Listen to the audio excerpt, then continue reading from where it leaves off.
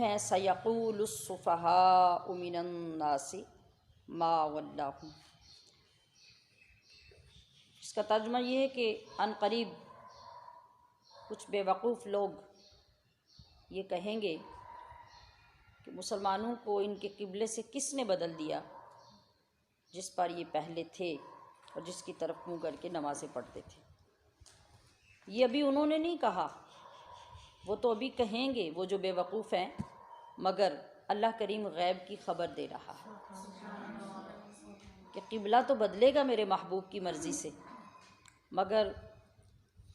اس کے بعد صورتحال کیا پیدا ہوگی کہ کچھ دیوانے ہوں گے، کچھ وفادار ہوں گے، کچھ غدار ہوں گے، کچھ نہ ماننے والے ہوں گے۔ تو جو ماننے والے ہوں گے، جو عاشق ہوں گے، جو غلام ہوں گے، جو وفادار ہوں گے، وہ تو بغیر کسی سوال و جواب کے اپنے محبوب کی ادا کو ادا کریں گے۔ وہ اس بات کا بھی خیال نہیں کریں گے کہ نماز ہو رہی ہے یا نہیں ہو رہی، وہ بس یہ دیکھیں گے کہ محبوب کا رخ کدھر پھرا تو وہ بھی اپنے رخ پھیر لیں گے۔ مگر کچھ ایسے ہوں گے جو بے وقوف ہوں گے، قرآن نے، رب نے ان کو بے وقوف کہا اور پہلے سے ہی کہہ دیا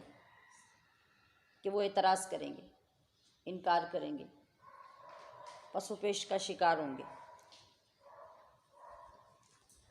تو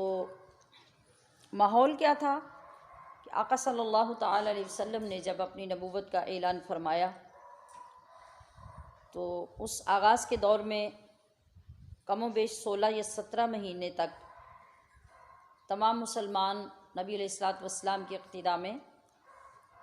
بیت المقدس کی طرف منہ کر کے ہی نماز پڑھتے رہے، لیکن نبی اکرم صلی اللہ تعالی علیہ وسلم کی دلی تمنا، دلی آرزو یہ تھی کہ کعبہ کو مسلمانوں کا قبلہ بنا دیا جائے۔ آپ علیہ الصلوۃ والسلام بار بار آسمان کی طرف اپنی مبارک نگاہیں اٹھاتے، چہرہ مبارک اٹھاتے، آسمان کی طرف دیکھتے، پھر نیچے کر لیتے، پھر دیکھتے، پھر نیچے کر لیتے، ایک بے قراری ظاہر ہوتی۔ اب آپ علیہ الصلوۃ والسلام کی یہ ادا ایسی تھی کہ ادب کوٹ کوٹ کر بھرا ہوا تھا۔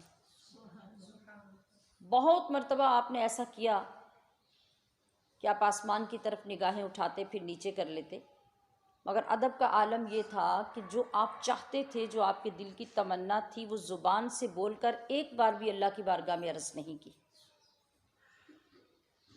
تو ہمیں اشارہ کیا ملا کہ اللہ تو ہے ہی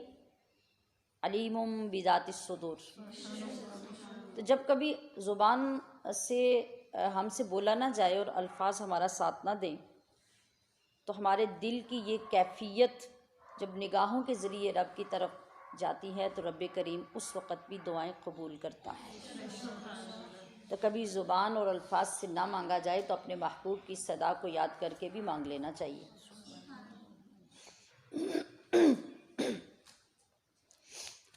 تو پھر وہی ہوا کہ یہودیوں نے اس بات پہ اعتراض کیا، اور یہ بات تو اللہ پاک پہلے فرما چکا تھا کہ ایسا کریں گے۔ انہوں نے کہا کہ مسلمان بیت المقدس کو چھوڑ کر بیت اللہ کی طرف رخ کیوں کرنے لگے؟ اس کا جواب اللہ تبارک و تعالیٰ نے ارشاد فرمایا وَلِلَّهِ الْمَشْرِقُ وَالْمَغْرِبُ، کہ تم کون ہوتے ہو اعتراض کرنے والے؟ مشرق ہو یا مغرب ہو، شمال ہو یا جنوب ہو، فوق ہو یا تحت ہو، یہ سب کا سب تو اللہ کا ہے۔ وہ جس طرف چاہے اپنے بندوں کو پھیر دے، وہ جس طرف چاہے ان کو رخ کرنے کا حکم دے دے۔ کسی بندے کو اعتراض کرنے کا تو کوئی حق ہی نہیں ہے اور کوئی جرأت ہی نہیں ہونی چاہیے۔ اللہ تبارک و تعالیٰ نے بس فرما برداروں اور نافرمانوں میں تمیز کرنے کے لیے اپنوں اور پرایوں کو، مومنوں اور منافقوں کو جدا کرنے کے لیے تحویل قبلہ کا حکم دیا، اور وہی ہوا کہ جیسے ہی حکم آیا تو منافق اور مومن سب الگ الگ ہو گئے۔ منافق اعتراض کرنے لگے اور مومنین نے فوراً اپنے محبوب کے پیچھے اسی جانب رخ کر لیا جدھر حبیب نے رخ پھیرا۔